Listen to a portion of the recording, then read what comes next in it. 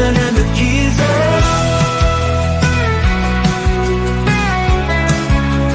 Munson and the Geeza. Reporting from the scene. Munson and the Geeza. News in every right.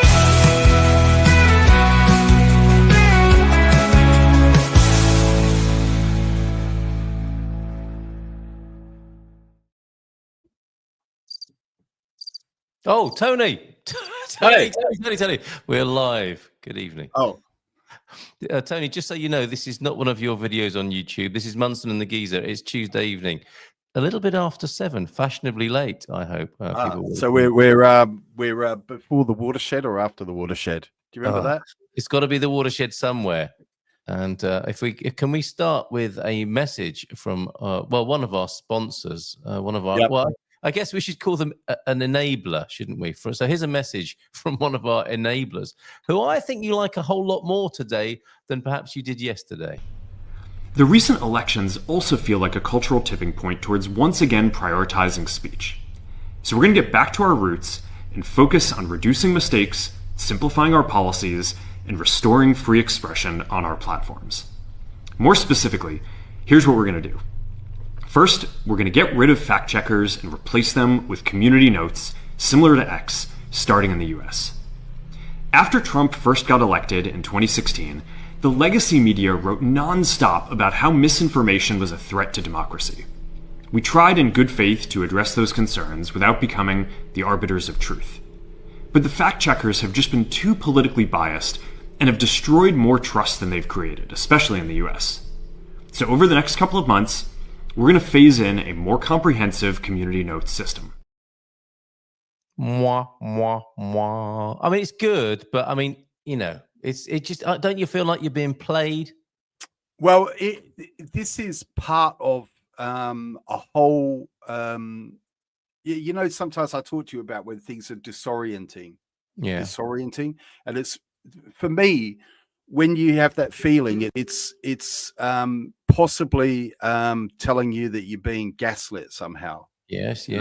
And so yeah. This is all part of a few things I've noticed basically since New Year's Eve. And I think I've possibly even noticed it a little bit before Christmas, which is, so Trump got elected. Now, obviously, something that is different to 2016. I've already mentioned Trump, haven't I? We're 7 minutes in. Yeah, well done. Right. This isn't talking about Trump, though. This is talking about gaslighting or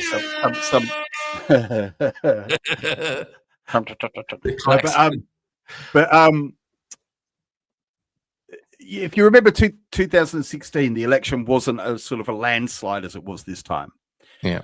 And that might explain it. But it's quite amazing, don't you think, this time that the media just seems to be leaving him alone. They're just kind of like, oh, everything's okay. You know, there's none of this like there was last time. There was this kind of non-stop, day in, day out Hitler. Well, that's why I'm asking you if you feel like you're being played. I mean, well, there's something weird because I also think this. I also see this in the UK with reform. I don't really see anyone hammering reform either, which I would have expected. Yeah, that doesn't seem to be happening either. Like some people are getting a bit of a pass, and things are being manoeuvred into position without things are being manoeuvred into position, aren't they? And I think people are like, you know, Zuckerberg. I'm sure he's not. I don't know. I mean, I've always thought of him as a bit of a psychopath, to be honest. I don't imagine there's any sort of altruism there. There's something going on that's making him change his tune. I mean, it's broadly speaking, I welcome the change. To be honest, I hope YouTube is next because I'm still having. I was going to ask you that YouTube, Google stay quiet on these matters, don't they? They're not beyond criticism, and you know, I watched your video yesterday about the what you had to refer to as grape gangs, and I thought, well, fair play, Tony, for doing the video, but how pathetic it is that you have to do that to talk about a factual situation. It's just ridiculous, and you know and you know, I don't know. There is something already going on with YouTube, and that whole silly pantomime of I'm going to say the injectable. I'm going to say unalive. And all that sort of that stuff. is ridiculous. Yeah. When you we have to play that game, and we don't have to play that game, do we? I mean, I don't want to sound like a victim. I just despise that it's got to that. It's a pretty pass, you might say. Yeah, and the other thing I notice when I make videos like that is I don't particularly think I'm saying anything that controversial. It's just an opinion. And what if you are? And people, I know. We shouldn't be apologizing anyway. But the thing is, what happens on videos like that, I always get the same complaints. People put comments, and the comments disappear instantly. So they write comments. Yeah. So this kind of censorship happens. Wow. And Crypto will tell you it's happened to him. It's happened to me as well. Yeah. You comment on a video that's semi-controversial, or that the powers that be see as controversial, and you press enter, and the comment just disappears. Wow. So much freedom of speech, although that speech was freed, not in quite the way that you had in mind, perhaps. Good evening, Crypto Strategist. And I like how Crypto Strategist is seeing this. He's thinking about the stock price and that move. Yeah.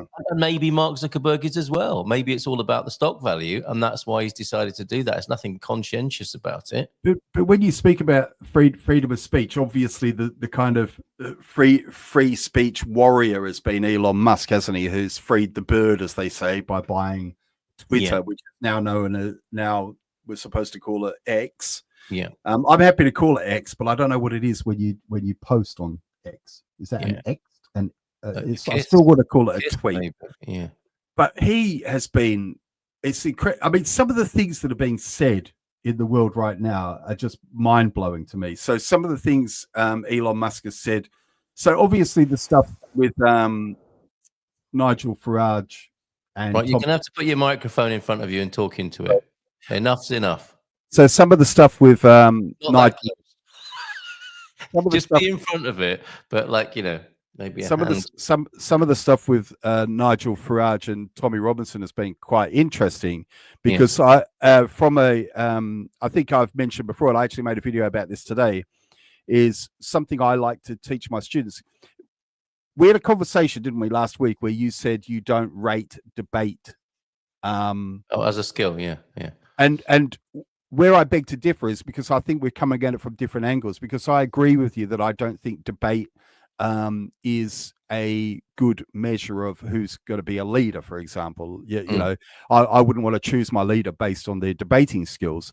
But where I think debating skills are useful is because it can help particularly young people learn how to think rationally, logically, and honestly. So when it comes to rhetoric, which is persuasive speaking, there are kind of two ways to do that, aren't there? You can be honest, or you can use rhetorical devices such as straw men and this kind of thing. You made a video about today. Thank you for that. I'm going to watch that, because I would like to know what that really means.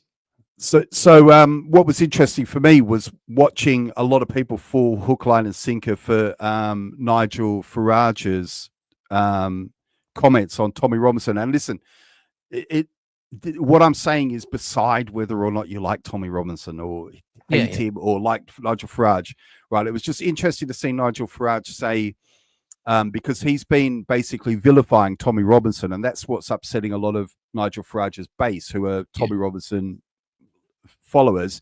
And Nigel Farage said two things. They say, why don't you like Tommy Robinson? And he said, well, I've said it before and I've said it again. We don't want Tommy Robinson to join Reform UK, which is an example of a straw man argument, because Tommy Robinson has never said he wants to join Reform UK. But lots of people have asked him if he wants that to happen, to be fair to Nigel Farage. He will have been asked that, won't he?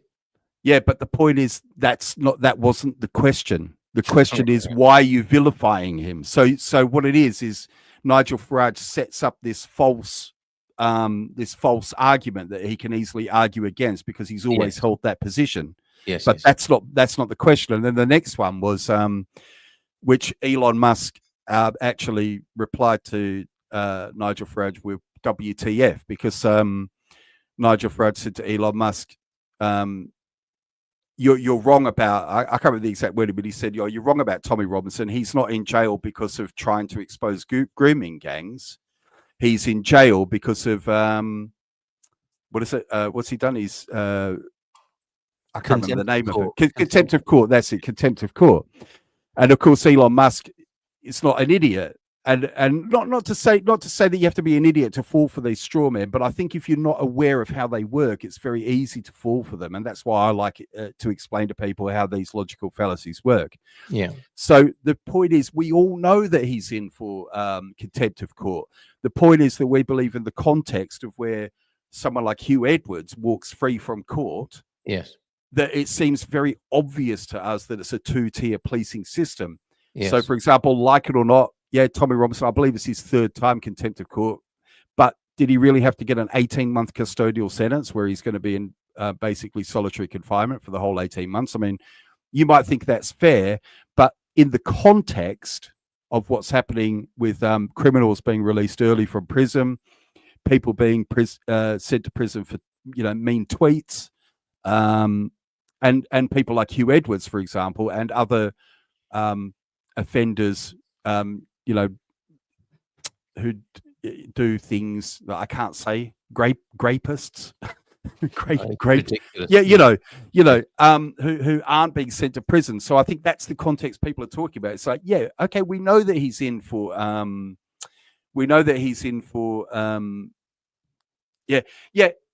Douglas, I kind of understand what you're saying, and a few people have said this thing, and that's probably true. But that doesn't take away from the fact that you could say, even if someone is not motivated by how you would like them to be motivated, is what they're doing having a good result? Because I would argue that it's having a good result. So I think Elon Musk probably does just believe in his bottom line. But I do think that what's happened on X, for example, with the push to freedom of speech is good. I think that the fact that he's brought the grooming gang scandal back into the spotlight is good. I think the fact that he's putting Farage on, you're kind of on notice, really, because Farage is trying to say, like him or not, he's trying to say, well, I'm going to be the different guy. I'm going to be the different guy. And yet I'm hearing him, a couple of weeks ago, basically say something like, oh, look, we can't, people who support Farage, they want mass deportations, for example. Like I don't honestly have a view on that. Maybe not. I don't know. But that's what his supporters want. And he said, oh, we can't do that because in 50 years, well, what did he say? He said by the year 2050, the demographics in the UK will have changed so much that it's not going to work anyway. So it sounds like he's basically just abandoning the country. And I think that it's good. I think it's a good thing that Elon Musk is putting his toes to the flame, or whatever you want to call it.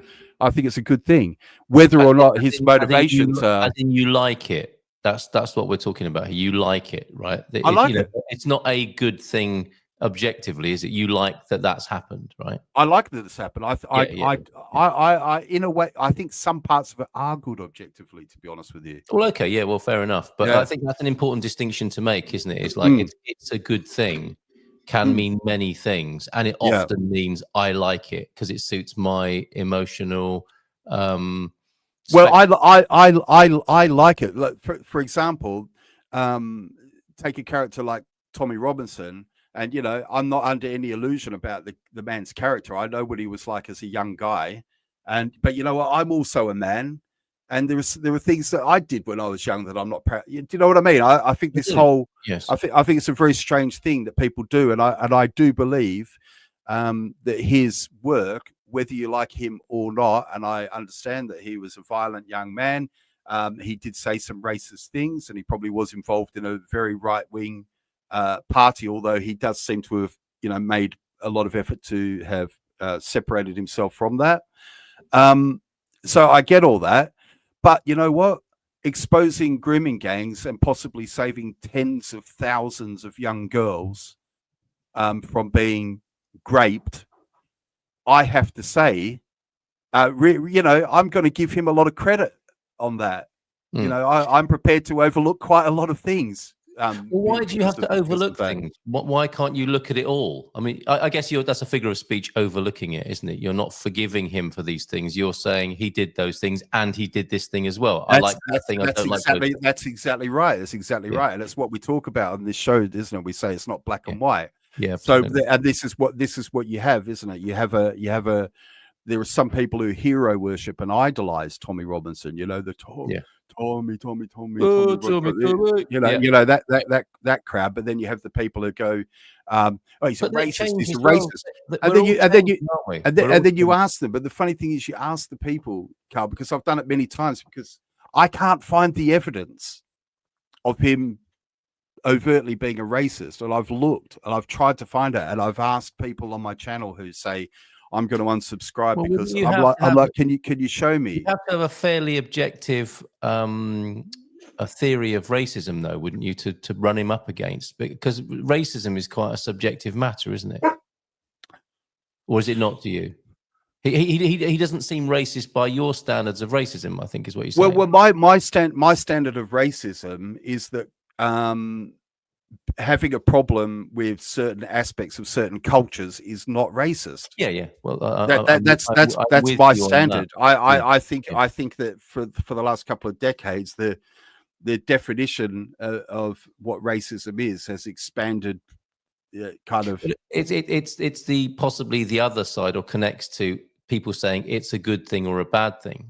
And what they're saying is it's a bad thing because I don't like it, rather than it's objectively a good or a bad thing. And we'd have to have those conversations with those particular people, wouldn't we? And I think something that's useful to note about Tommy Robinson. I've tried, though. I've tried on my channel. Yeah. I've tried, Yeah, but you see these words are thrown around like racist and right wing, and of course there are racists, and there are right wingers, you know. But it was even like I heard unbelievably Keir Starmer, and for anyone who doesn't know, Keir Starmer is the Prime Minister of the United Kingdom. Oh, really? But fact check that. Well, not on Facebook. The fact checkers are gone.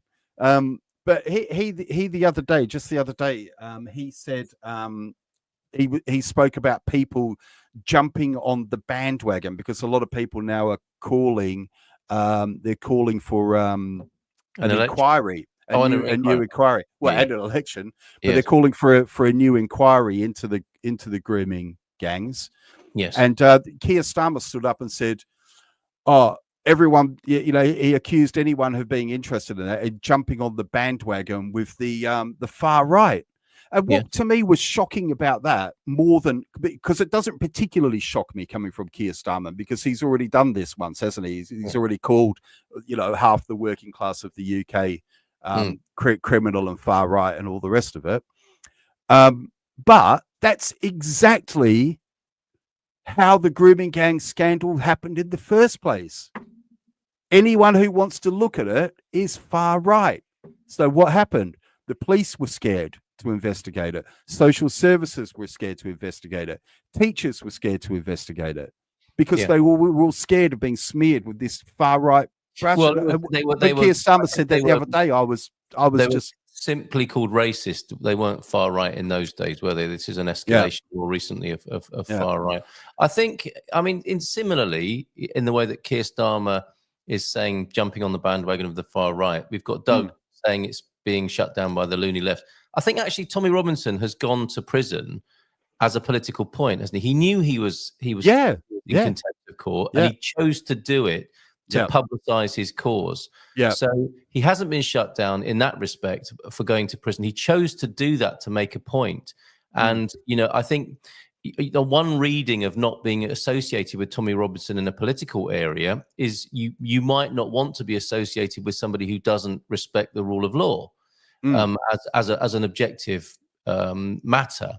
And you might wait. He might become a politician in years to come, in the way that you might say Nelson Mandela, as I understand it, you know, was a terrorist and a criminal and was in prison. And when the law changed, he was no longer against the rule of law. In fact, he became a lawmaker ultimately, didn't he? And he became a politician a long time after the reason he became imprisoned. And that might be the long arc Tommy Robinson might have to go through. And that wouldn't be a bad thing necessarily, given what you said about his past and his toxicity, as it's being referred to here. You know, that could be a long process, and why shouldn't it be? Anyway, I think we should have 6 more minutes of warming up of this kind, wading straight into these sorts of issues. Good evening to you, Jackie, Douglas, crypto strategist, Ruben, who are all here this evening, and others who are watching who haven't said hello yet. And then we will do the promised, our favorite Portugal YouTubers section or segment at 1:30. So is there anything else you want to do you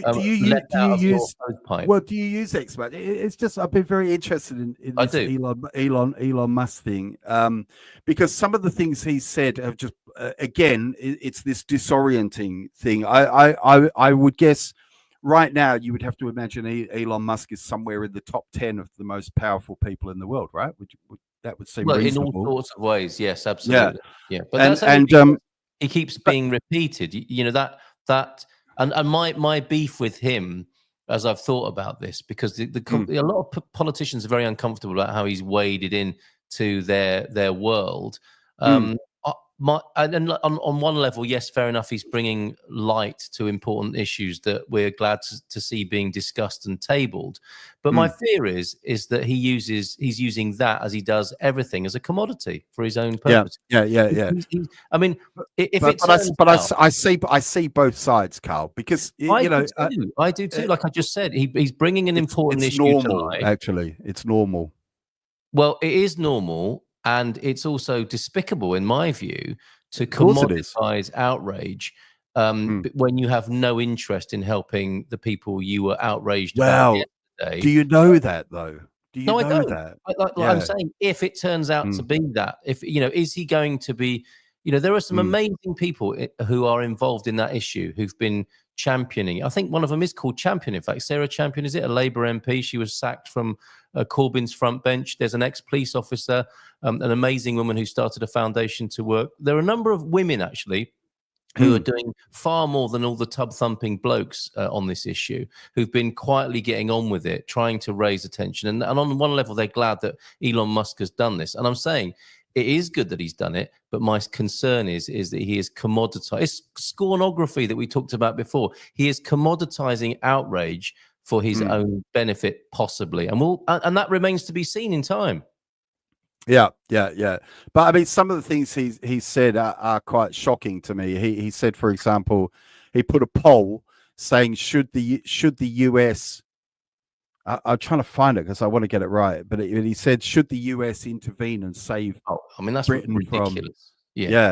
From Britain, for example. And then the other thing they're talking about today is, and I know that Trump has kind of joked about it in the past, but it seems a bit more serious today. He sent his son today to Greenland, to try and negotiate. They want to buy it with the family credit card. They want to buy it. It's part of this is my problem.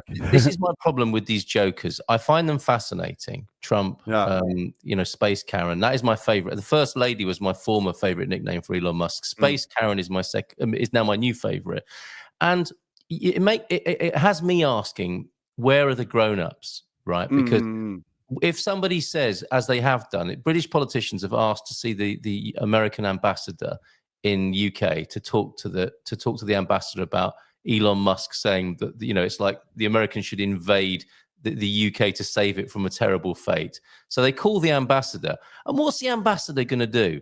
The ambassador's not the grown-up. Are they going to say, I'm really sorry, he's got a big mouth, he'll move on to something else soon, we're really sorry about that. But nobody credible, nobody who we would truly admire is going to step in.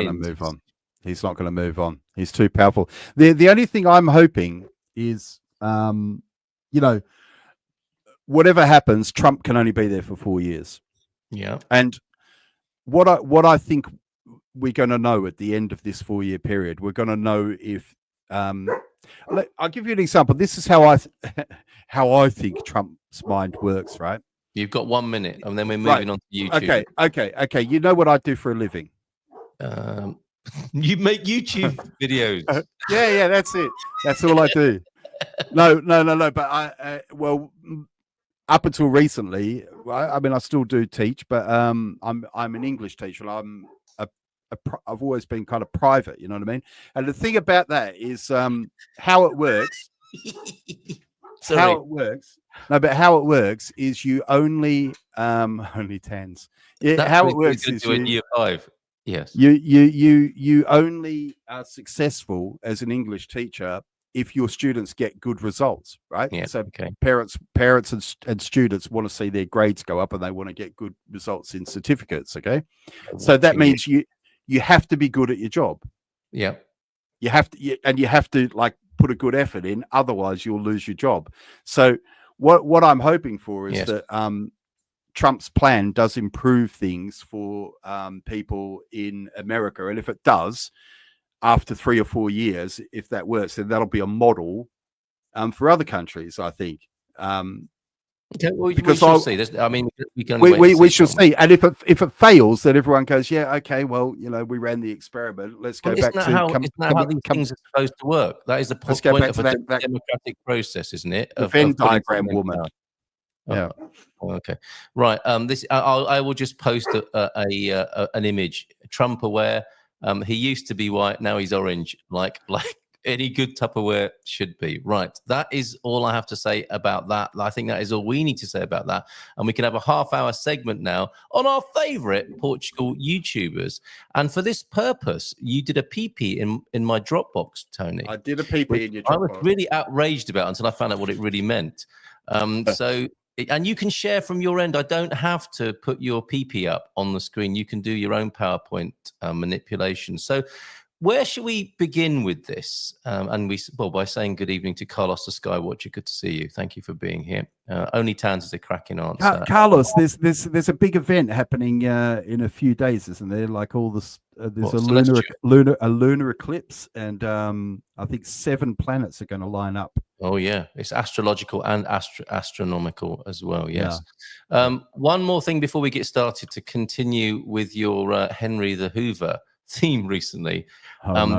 This man has been causing a lot of trouble by using the Dyson hand dryer for a urinal in a Weatherspoons. These things often take place in Weatherspoons, don't they? Colostomy. I think that's all we need to know. We don't need to read anymore. Come on. No. Well, he was drying himself and he wasn't even drying himself. He was relieving himself where he should have been drying himself. Should we just leave it at that and come back to YouTubers now? It's been a tough month. Yeah. It's been a tough month, hasn't it, for all of us? And that's not the sort of behavior we indulge in. Right. Okay. So where do you want to begin with this? You asked me to choose 3 of my favorite YouTubers. I've got a bit of context, with the sort of thing that I really dislike, like Backpacker Ben, the city everybody is leaving. That is what I really despise about YouTube. Our mate Stu of Spain Speaks, mate. Well done. He was saying that Portugal could be your best move, and he filmed this video, which I think is a kind of sledging. It's like faint praise. He's got the clickbait. Why moving to Portugal in 2025 could be your best decision ever. And then he has a beer in Peniche outside a shed, like from the Fast Show, where the guy comes out and says, "This year I'd be mainly drinking beer in Portugal." And he's outside a shack. That is not selling Portugal, Stuart. And are you doing that on purpose, my friend? I wonder with that. And if you want it, Tony, I do have some do's for 2025 in YouTube and some don'ts. And I have my 3 favorites ready if you want me to enter into that. Never apologize. Never apologize. Why? Did I apologize? I don't know. I just saw on your list of don'ts apology videos. Oh, I see. Right. I thought you were accusing me of that. Stu. My theory about Stu from Spain Speaks, because we were in Spain for a couple of months before we came to Portugal, and then we had to make a decision. Yeah. And he was kind of part of that. Actually, he was part of that because I secretly believe that I think he's got the old golden handcuffs in Madrid in that teaching job he's got, but he wishes he could live here. I think you're right. I think you're right.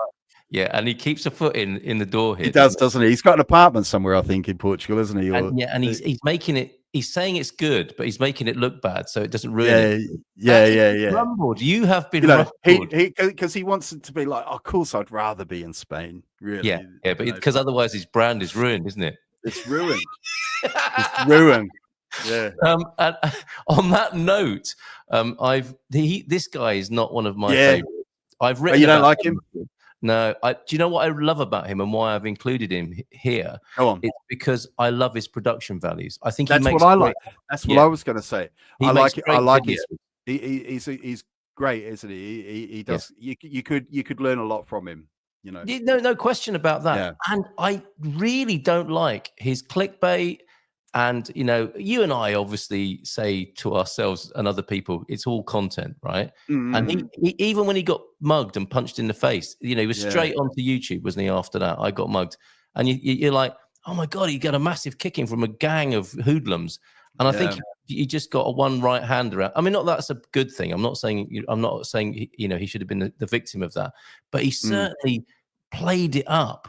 And he milked the comments as well. I know what he did in the comments. He did a thing, which was he spoke about he's not going to mention the ethnicities of the people, and the way he did that, he knew he was going to get the engagement. You know what I mean? Yeah. So it's and that's what and I've got also a full disclosure preface for you is that I don't watch many. Well, I do watch quite a lot of YouTube, but I don't watch many Portugal YouTubers anymore. No. I find it quite dull, and this is actually probably quite a terrible admission. You know, I publish a lot about Portugal myself, and I prefer to create video rather than watch it. Yeah, me too. Yeah. When I'm watching YouTube, I'm very selective about Portugal videos that I'll watch. So the ones who've made the cut here are friends who I want to support. And you know, I can't pick you because that would be like, you know, entering the competition as an employee. But I like watching your videos because I know you and I like you and I want to see what you're saying and I want to talk to you about it. But my circle of trust in terms of consumption of YouTube videos about Portugal is very small, and they will be people. By the way, congratulations on the new project today. Oh, so thanks. Here we go. We're going to pat each other on the back. But Yeah. I was really quite. I was kind of between lessons, so I could only watch it for about 20 minutes. Yeah. But Louisa really has a skill of looking at the camera, doesn't she? Yeah. She's learned from it. Because it's too easy to look at the. Because right now I'm looking at you. That's how I feel. I'm looking at you. Obviously, we're not in the same room, but I'm looking at you on my screen, which means I'm looking not at the camera. Yes. Let's both look at the camera to make everybody but feel it was actually a little bit disconcerting. I don't know how to explain it, but when Louisa was saying something about, and then you find yourself, you know, and it's like Tony. The you inside is getting too big for your body, and I'm like, wow, you're freaking me out. You're talking to me. I don't like it. Yes, the golden ticket of television, right there. Yes, I'm aware now that I think I've only got two favorites. The other thing that I wanted to mention was the most watched video I've been in is not even one of mine, which is really gutting. I mean, you know, my videos get watched by 200 people, and I appear in one by some professionals. And this is also what I don't like about YouTube. Expats everywhere. I know these guys. You know, I would call them friends. We've had lunch with them. They've come and seen us over here, and they are friends. And we recorded a video 3 years ago, which has had 215,000 views, where I gave them a great line, which is used to, you know, and I use it and people use it, be Portuguese about it. And they've got a lot of credit and I dare say a little bit of income from that. And I've got absolutely, well, pretty much nothing out of that, which sours me. I get over it very quickly. I think the problem is, would you not agree with this, Carl? Both of us know tomorrow how we could make money out of this. Yes, and we choose not to for some We choose reason. not to. I know exactly tomorrow I could drop everything and make, there's 2 or 3 types of videos, just focus on that. Yeah. And I could make, by probably 3 or 4 months, I'd have probably 30 to 50,000 subs and I'd be making a little income off it. But it's just, I just don't want to. I don't want to. Well, and that's what I like about you and the others who I know resist that as well. I mean, shall I just tell you who I like? I think Dave in Portugal is included because of his production values. And Louise, who I think you've chosen. Yeah, I picked as well. Yeah.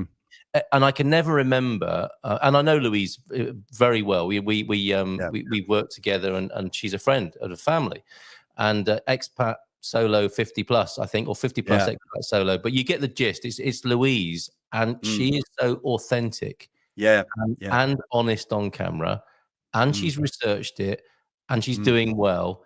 and I know she stopped short of doing the most contrived things just to get people or just to make money. And I think that's our circle in a way, isn't it? And you know, there are other YouTubers looking at us thinking we're total mugs because we don't do what they're doing, making loads of money. But I just can't do it, Tony. I just can't do it either. I can't do it try, either. and you, I think I would. I think I would burn out. I would burn out. You know. Yeah. Yeah. I mean, you only like I've got a lot. I've done a lot of videos, so now I can really see which videos make money and which you know which, and I could do those all day. But it's just then it's like a job or something. Exactly. It's not a hobby anymore. Yeah. But exactly. what I like about Solo Over 50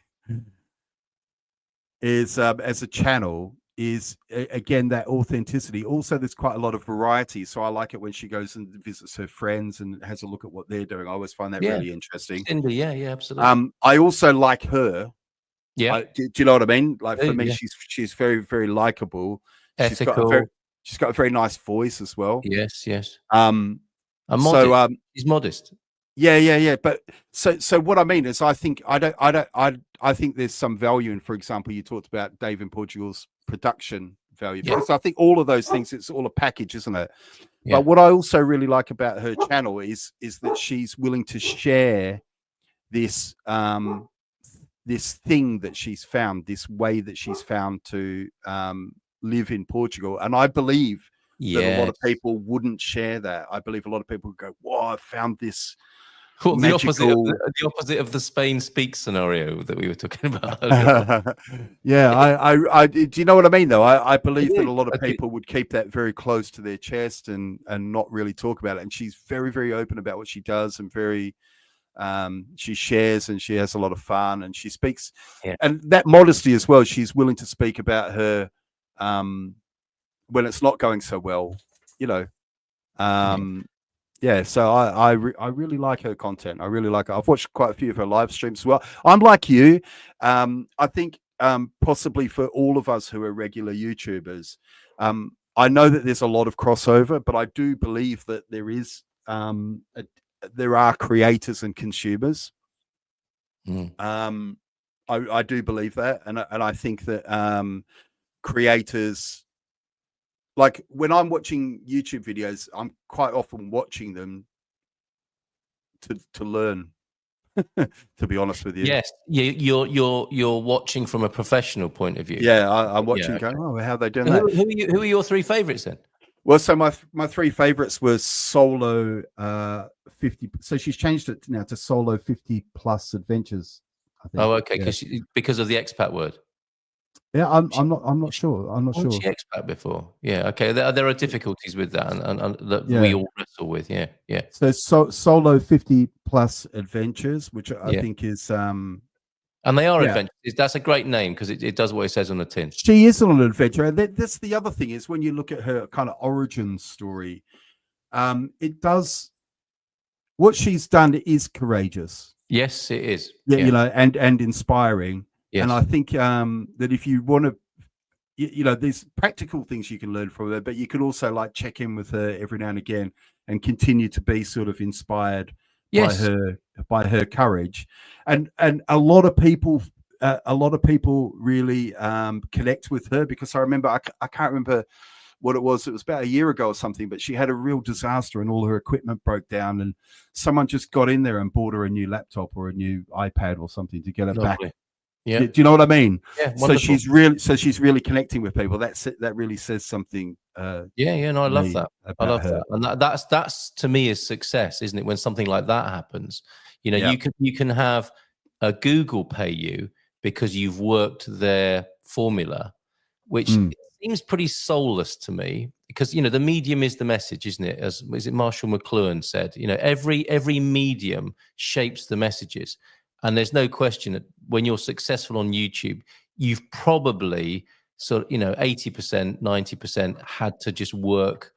It wasn't luck and sheer fan base, was it? Unless you come with a massive following already. But if you're from the ground up as a YouTuber and you're successful, you've probably compromised a little bit in the way that you can say commercial artists, commercial musicians have done the same thing, and it is, you know, it's not a criticism.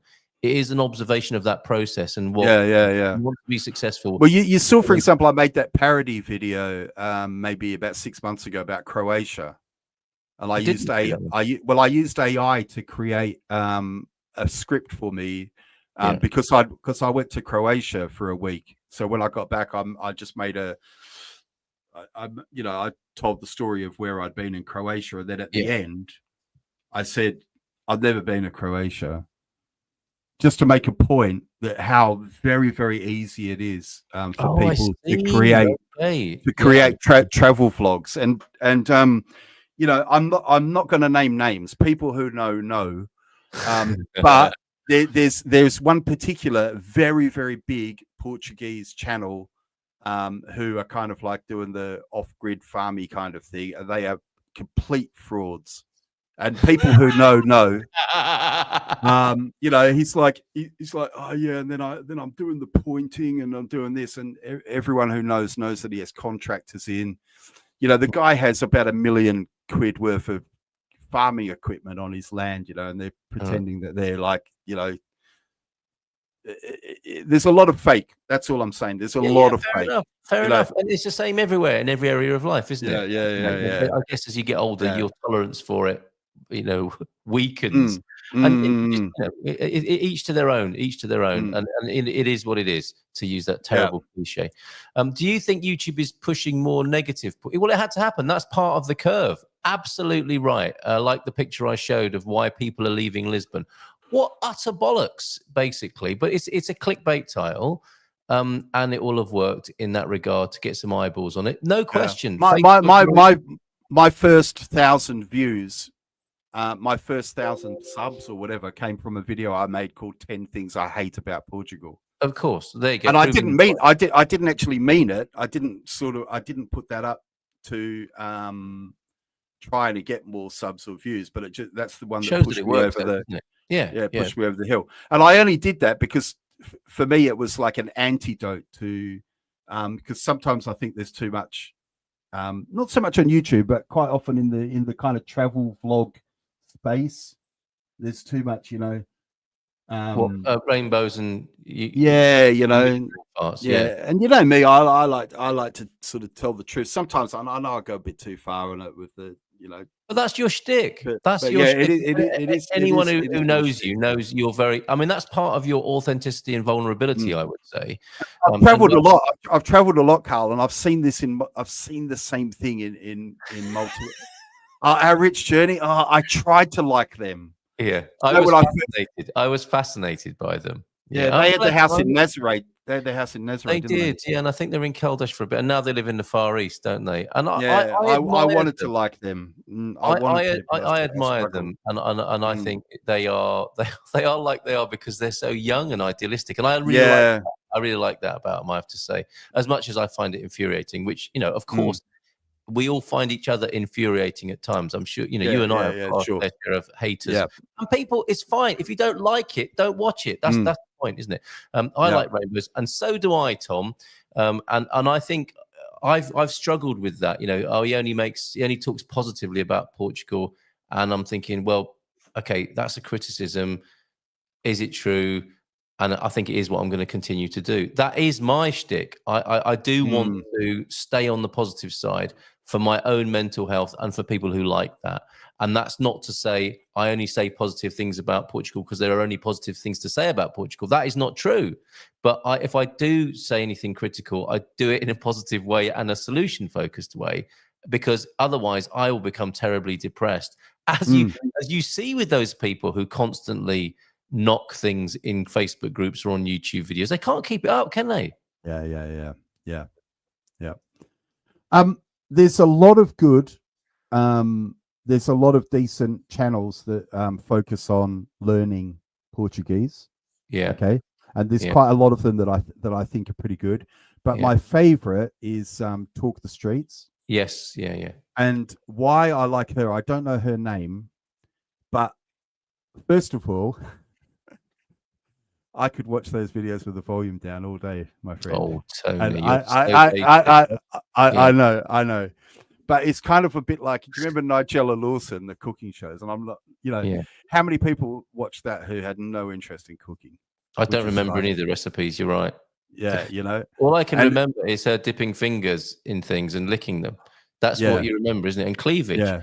And again, yeah. medium is the message. Voluptuous woman does cookery program. They knew exactly what they were doing. Of course they did. Of course they did. Yeah. And so every man just imagined her in their kitchen cooking for them, basically. Did you, Tony? Yeah, I did. Man. I did. Every man. Are you imagining it now? Yeah. Well, do you want to know what happened just then? I'll tell you the worst thing. Go on. I imagined her in the kitchen and Pretty Patel in the bedroom. Really? What?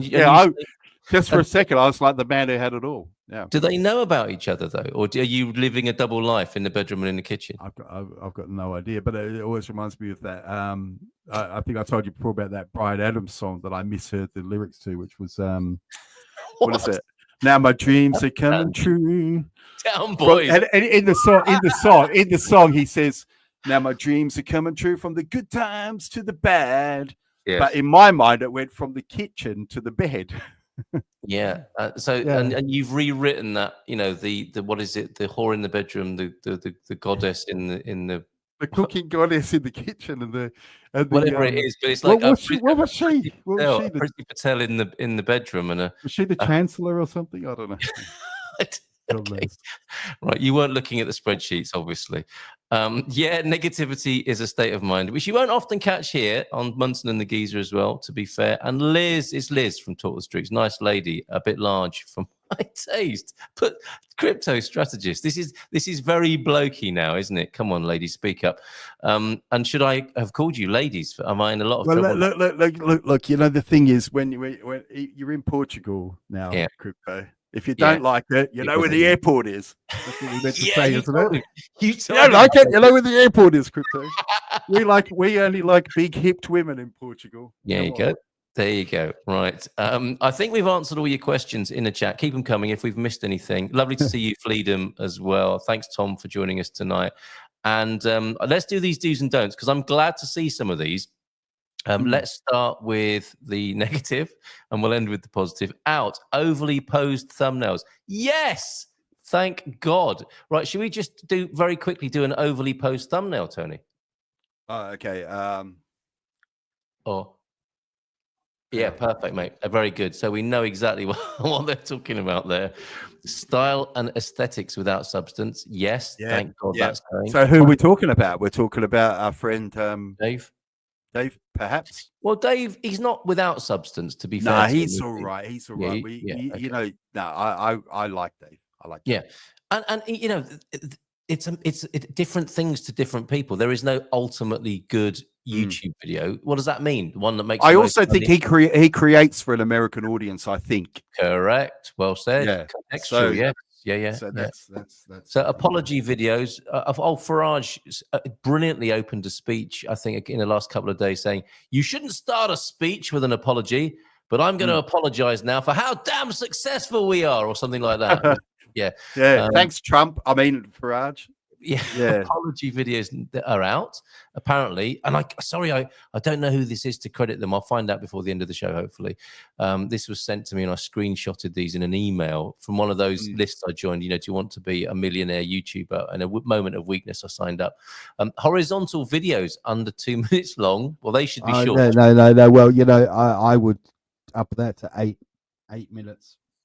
All right. So anything longer than anything less than 8 should be short.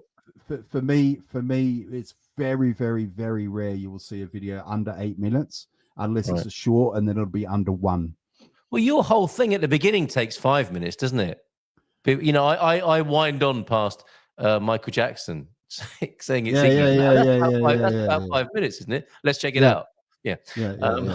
I have thought about changing that, because there are techniques as anyone who's into. Listen, this is another problem why I know but I know how I could change my videos to make more money. And if you watch how the pros do it, and there's lots of YouTube videos that tell you how to do it, and then when you watch their successful, because someone like Mr. Beast, he tells you how to do it. When you watch his videos, they do it. They open up and they crack straight into the content. they drag you through the video, and then what? Or if you watch Diary of a CEO, the person he'll say to the guy, he'll say to the guest, so what's the secret to a successful marriage? And he'll go, well, I'm going to tell you the secret. And it cuts. The first thing you do is cut. Yeah. So but these techniques work. They don't work for me. But that's because you're a content creator, Carl. I know they work on a mass scale. Yeah, definitely. You're right. Okay, shorts, etc. 60-second long intros. And now, when I saw that, I have changed my intro. My intro was my way of getting comfortable in the morning to play a minute of a little opening title sequence. It's now 20 seconds. So I've taken that advice. I think that's right. Begging viewers to like, comment, and subscribe. Yes, please stop doing that, everybody. Getting underpaid for brand deals. Well, I'm happy with that. I disagree with begging viewers to like, comment, and subscribe. I disagree. All right. I 100% disagree. I think you should have a call to action, and you should. Okay. And some people say don't put it to the end, but the reality is, look at your analytics, Carl. Most people don't get more than 60 seconds, 1.5 minutes into a video. Exactly. A medium is boss your call to action in there. One thing I don't do is, again, this is another way you can make more money, is by putting the best of your video into the first couple of minutes, and I refuse to do that. Yeah, very good. Yeah, I refuse to do that. It's rather like making love to a beautiful woman, to coin a phrase from Swiss Tony, isn't it? Don't give all your best material in the first 5 minutes, unless that's all you've got, I guess. But the reality is, most people don't see the end, so you just got to live with it. Most people can't last longer than 5 minutes, right? Copy and pasting other people's videos. Well, I think segments are great. I really like doing that, but just copying, pirating is not a great idea. But all of that is out. What's in, Tony? Let's see how you're doing so far this year. Natural looking thumbnails. How are you doing? Let's move on. Cinematography. I do occasionally, but I get, again, even though I say I try to keep keep it real and everything. Sometimes it's horrible when you go out and you really, like I often give the example of the video that I did about the archaeology, and I went out for like 2 days in the field with those guys, and then I spent a day doing the B-roll, and then I spent another good solid day editing it, and I got like 800 views or something. Yeah, you know what I mean? It's like, come on. and then on TikTok I put up 300 days of rain, they said, and I'm sitting there shouting at the sky because it's raining, and I get like, that's still got 70,000 views. There we go. That's right. That's right. And it's a gift that keeps on giving as well. With all of this, what's going on at the moment, right? The real and the mess. You on a live stream, no disrespect, but you're very real. And look at me. I've changed from a fake TV studio and green screening to being actually in my kitchen. That is my actual kitchen. With the sex toy hanging up. That's funny, because I'm actually in my kitchen. This is are you? This is a corner of the kitchen. Very good. Well, I'm not really. All right, we're on point, I think, with real and the mess. Story is good. I do like to get into some stories, and you do as well. I know that. Good sound design. Now, Tony, I want somebody, in the way that somebody helped Louise out with a new laptop or tablet, to send you a nice pod mic and a Streamer X, so we can get you recording audio correctly at home. Yeah. Okay. Yep. Handheld shots, always done that. I like the idea of that. Ultra long. I'm thinking 5 hours, 45 minutes plus. 45 minutes, amateurs. Try 12 hours. Nostalgia. It's rather like making love to a beautiful woman again. Nostalgia. Well, we'd be naturally good at that. In-person events. Yeah, it could stretch to that. And I tell you, we've got one. Well, you've got one coming up, but I'm intending to be there. Yeah. So I saw another. I don't know if he's quite a Portuguese YouTuber. He's a Portuguese guy, and he's called. It's terrible that I can't think of his name now, but he's a motorcycle channel, really. But he often does like meetups on the bikes and stuff like that. And yeah, I think that works really well. I like the idea. If you're an enthusiast of what's being looked at. Well, I think you've got to have the subs. Yeah, of course. To do that. Of course. it's not for like someone who's got a couple of hundred subs, but if you've got a few thousand, you might be able to drum it up.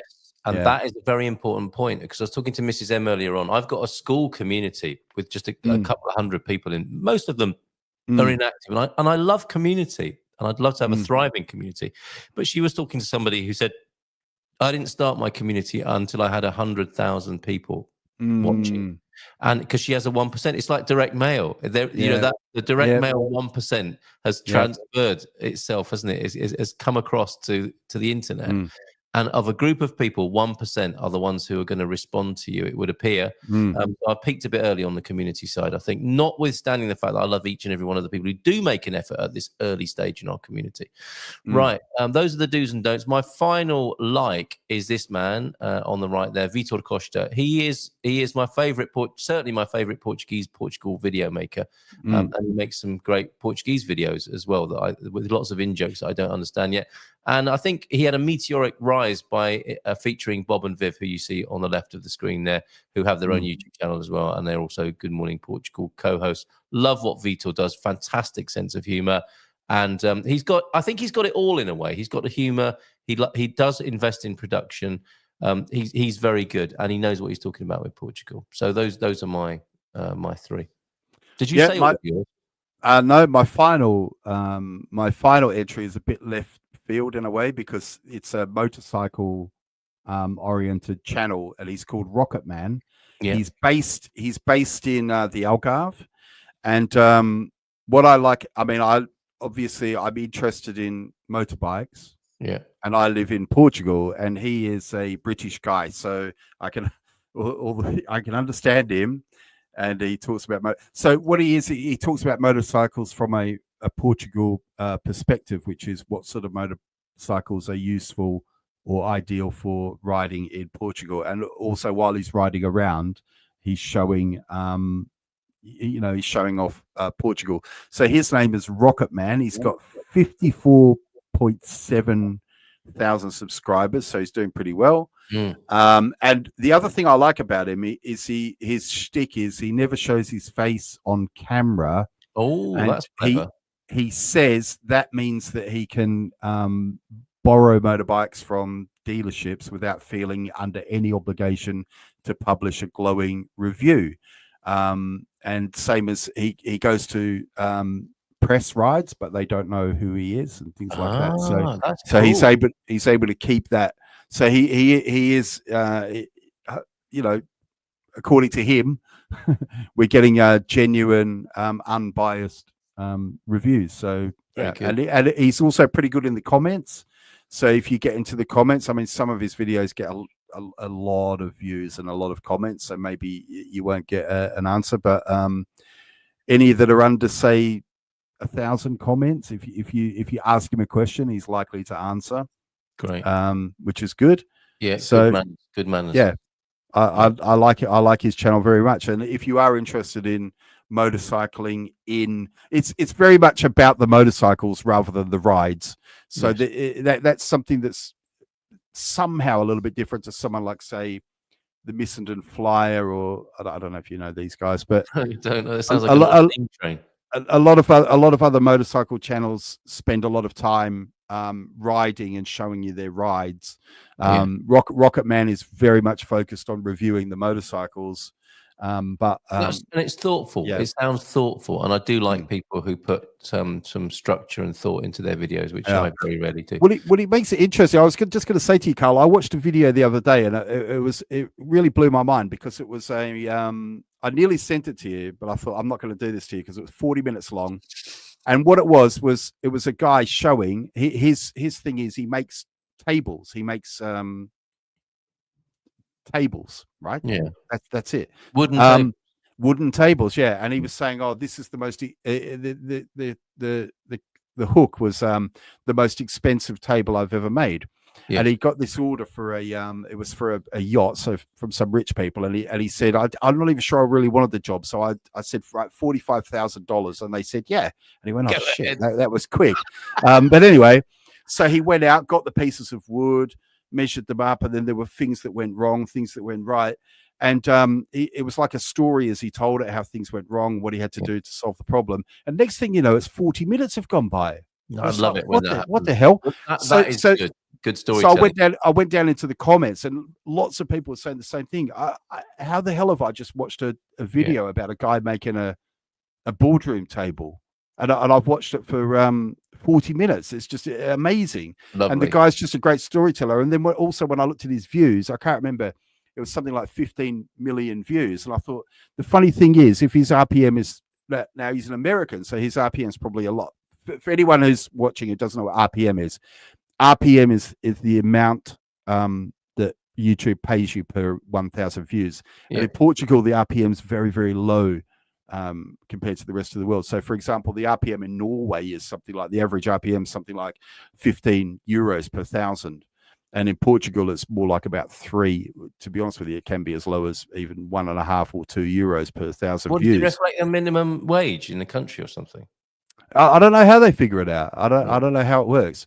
But I worked out the guy, he got 45,000 for the table, right? But he would have made much more from the video, because he would have got 45,000 minimum, probably double or even possibly triple that from the video, and with no overheads, because obviously the table, he got 45,000, but it probably cost him 25,000. Do you know what I mean? Yeah. So, I mean, it's like, but it's fascinating to be in that situation, in a sort of more money, more problems kind of situation, where if you make a video like that, you're thinking, well, how do I do another one like that? And can I make another one like that?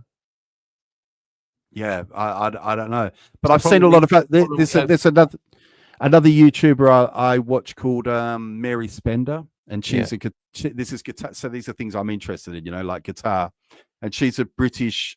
She would describe herself as a kind of a musician songwriter, but she speaks about it like her videos where she shows herself playing, or she shows herself songwriting process, this kind of thing.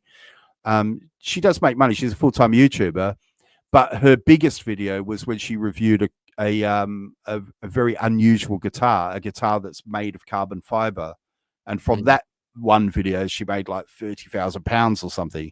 But she says the same thing. Well, replicating that is just impossible. Yes. Right. More comments here. Is that all you want to say about bigging up the people you like? By the way, I want to make sure you've got everything. Yeah. I think so. I just want just to say to people, don't be, again, I think I'm in the same position as Carl. I don't really watch a lot of content. I tell you what, I'm not just saying it because he's here. Crypto has started a channel, and his stuff is really interesting. Well, he's got a question for you as well. Does the RPM depend on where the producer is based, or on where the views themselves come from? No, unfortunately, it depends on where you're based. And I did make a mistake early on in the thing. I looked at it and I thought, well, this is terrible. And I tried to move my channel to the UK. Basically just cost me 3 months of revenue. They know where you are. Don't just tolerate it. Yeah, you'll get Okay, well, thanks for answering that, and well done, Crypto Strategist. Feel free to plug your channel here. We've got no problem with that. His channel's really, really interesting, and he doesn't like talk to the camera. It's quite serious. Fantastic. And it's quite, there's no sort of fluff or anything. It's very, very much to the point. Yeah, I really like his content as well. I think we've moved from Spain to Portugal. It might be Wales. Good morning, Wales next. I like the sound of this. I'm Welsh, and we're not built skinny and titless in the valleys. That would be a great channel, would it? Would it not? I think. My traffic is basically all from the USA, and something that Fleedon would like to see disappear whilst we're talking about this. 2 key points to then talk for 2 hours, barely touching upon those points, to complain losing your male audience. Well, that would be us, wouldn't it? We do that week after week. We've been very good this week because we did actually cover the topic, and I think fairly well, if I may say so myself. And apparently, I how many videos have you made? I've made 1.8 thousand.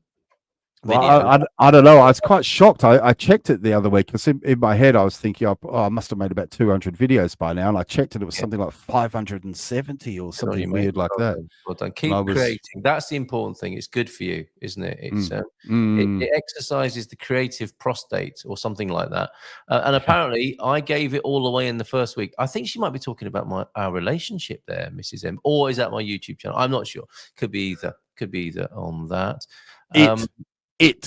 Yes. What is the it? What is it? What now is wrong it? with a chubby chick. Talking of natural women, I'm fat, but it's not fat. It's where my skin stretched to fit my huge personality. There you Huge go, Jackie. personality, says Freedom, is men lingo for big boobs. Find something else. Why? Why find something else? Thank you. She's got a huge personality. Yeah, I have heard that before. Yeah. Right. I have a plug. This will make it to YouTube at some point. And I would like to share where I'm going at past. It's our Portugal club for members of my community and special guests, because Tony's been along and joined us before now and had an interesting evening. We've got my boxing coach. I did a bit of boxing in the UK. On a project that I was working on. Chris was a friend anyway. He's a boxing coach. He runs a brilliant boxing club, the King's Boxing Club in King Stainton in Devon in the UK. And I think he's had enough of the UK, and he's looking at coming to Portugal. We're going to talk to him and answer that question: what's going on, what's wrong with the UK, and see if we can help him move to Portugal and Is he going to open a boxing club in Portugal? Wouldn't that be amazing if he did? Yeah, that? Would be. It would be. Yeah, and he would. I mean, he really would. He's a fantastic bloke. I've had so much fun working and learning with him. He's a real character, and he's going to be talking to us at 8:30 on the Portugal Club. So I'm really looking forward to that. This evening. This evening, yeah. Okay. So you're welcome. Okay, I'll try and pop in. Yeah, fantastic. Yeah, I'll get some grub into me, and then I'll come and pop in. Yeah, so maybe we should do that. We should have a little bit of a comfort break between now and after. I'll send you to the link to that. And as great folks who indulge us here on Munson and the Geeza, if you want to send me a message on WhatsApp, as you can see on the screen there, and you want to join us for that Portugal Club meeting, do just drop me a line. I'll send you the link for that. Most of my subscribers from the USA. My channel grows thanks to Mr. MBB333 after he started sharing some of my pictures. That's what you need, isn't it? Friends who recommend you. Someone just to push you over the hill. Although I do tell very quickly, I could tell you a story of how it can not work that well. I've got a friend. He's a Portuguese guy, but he lives in the US. And his channel is called Motard Squid. And I think it was last year he had one video went viral and took him from something like 18,000 subs to 120,000 subscribers. It was absolutely amazing. We've had he joined us from time to time, hasn't he? Old Motard Squid. Yeah, he's a very, very nice guy, and he's got a good channel as well. But the problem was that the video that went viral wasn't in his niche. So straight afterwards, he's got it's weird. You look at his channel; he's got this massive amount of subscribers, but he gets like 100 or 200 views per video. Oh, right. So that can happen as well. That can happen as well. It's like anything can happen, right? And anything can happen. Anything, it really is the case, and it's a lot like being an independent musician, isn't it? You might get the breaks, something might happen, and the most important thing is you've got to enjoy it, haven't you? You've got to want to be creative and enjoy that process, whether anybody. It's like dancing as if no one's watching, right? Creating content like no one's watching, because that's the truth of it sometimes. One thing that's always been a mystery to me, Carl, when it comes to YouTube, it's a really big mystery. Is why we're always advising people to enjoy music from female rock stars from the 70s and 80s. Oh, is that right? Why are we always doing that, Tony? Well, I don't know, but you always hear it on YouTubers. They say this, don't they? They always say, don't forget to like, share, and subscribe.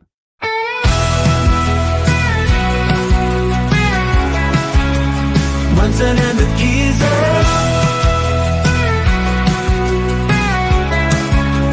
Munson and the Geeza.